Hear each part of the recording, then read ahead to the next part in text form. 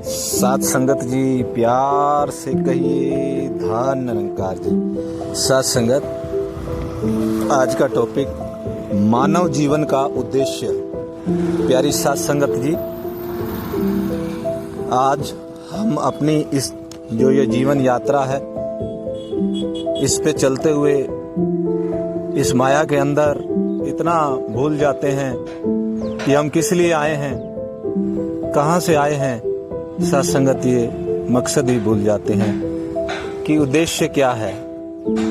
तो साथ संगत, ये सतगुरु संत महात्मा जीवन में जागरूकता लाते हैं। पूर्ण मुर्शिद जब जीवन में आते हैं साथ संगत, तो वो जागरूक करते हैं कि तेरे जीवन का उद्देश्य कहीं परिवार बना लेना और ये फिर इनकी सेवाओं को ही अपना सब कुछ समझ लेना नहीं है।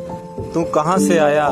साथ संगत, वो जागरूकता प्रदान करते हैं कि कितनी कितनी 84 लाख योनियों में भटकता, एक एक योनि की कितनी कितनी उम्र, और फिर वो उम्र काट करके तू फिर यहाँ आया। तेरे को ये मानव जीवन मिला, किस लिए मिला भूल गया।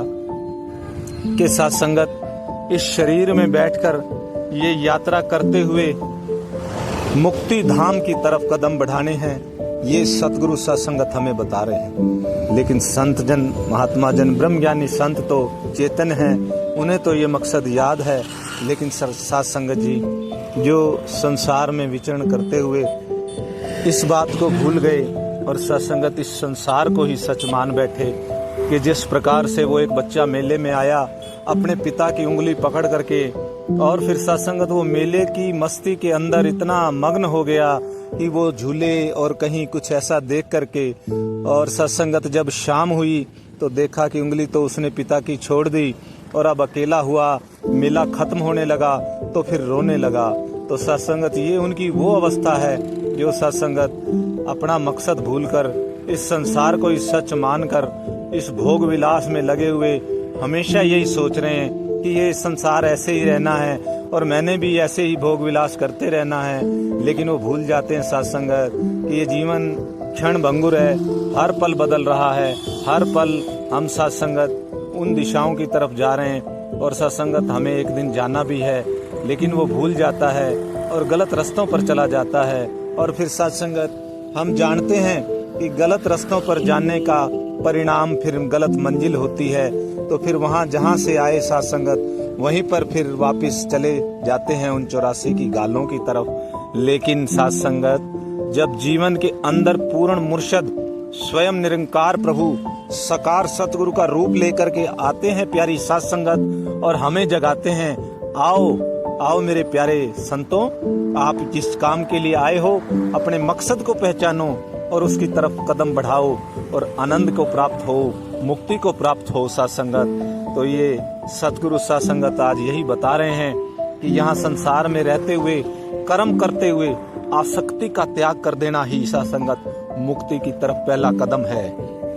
तो प्यारी साथ संगत, लेकिन वो महात्मा यहाँ भी चेतन करते हैं कि अगर जीवन रहते रहते हमारी इच्छाएं समाप्त हो गई तो सत्संगत मुक्ति है। और फिर कहीं जीवन तो पूरा हो गया लेकिन इच्छाएं अभी बाकी हैं, तो उन इच्छाओं को पूरी करने के लिए इंसान फिर निम्न प्रकार की योनियों में जाता है, भटकता है और फिर वही 84 की गालों में फंस जाता है। और सत्संगत, इसलिए ये ऐसा मौका है, ये ऐसा अवसर है जिसमें सत्संगत आप सभी ब्रह्मज्ञानी संत इतने भागों वाले हो कि स्वयं प्रभु परमात्मा आपको निर्देशित कर रहे हैं, आपको जगा रहे हैं, हर दिन बता रहे हैं सतगुरु माता जी कि ऐ इंसान, तू प्रभु की तरफ कदम बढ़ा। जो गुरु के वचन जो प्रभु आपको बता रहे हैं उस तरफ सत्संगत अपनी बुद्धि को लगा, अपने मन को लगा, और सत्संगत जो जीवन का उद्देश्य है उसको पूरा कर ले। कि तू किस लिए आया, मुक्ति के लिए, ऊपर की तरफ जाने के लिए, प्रभु की में एकमिक होने के लिए, ना कि फिर उन्हीं निम्न प्रकार की योनियां जो 84 लाख योनियां जिनमें जाने कितने कितने साल लगते हैं एक एक योनि के अंदर। तो सत्संगत, आओ जागें, जो सतगुरु जगा रहे हैं, जो मुक्ति का रास्ता बता रहे हैं, जो इस मानव जीवन का सत्संगत जी उद्देश्य है। ये कोई विचार सत्संगत है भी और नहीं भी कि हमें इस तरफ कदम बढ़ाने हैं तो दास अपने लिए भी यही कि ये मन भी जागरूकता में रहे और आप हम सभी भी जागते हुए सत्संगत अपने गुरु की बात को सुने, अपने गुरु की बात को माने कि सेवा, सत्संग, सिमरन और सत्संगत जो भी संसार में सेवाएं हैं उन कर्मों को करते हुए सत्संगत जी उसके अंदर जो आसक्ति है कि कर्ता भाव है उसका त्याग कर देना, अकर्ता हो जाना ही हमारा मुक्ति की तरफ की यात्रा है। ये जो सत्संगत उद्देश्य है जीवन का। तो आओ सत्संगत जो हम रोज ये पढ़ते हैं कि तू करता है जगत का, तो इसे ही कर्ता मान लें और स्वयं अकर्ता हो जाएं और मुक्त हो जाएं, मुक्ति की तरफ कदम बढ़ाएं, जो मानव जीवन का उद्देश्य है। सत्संगत जी प्यार से कहना, धन्यवाद जी।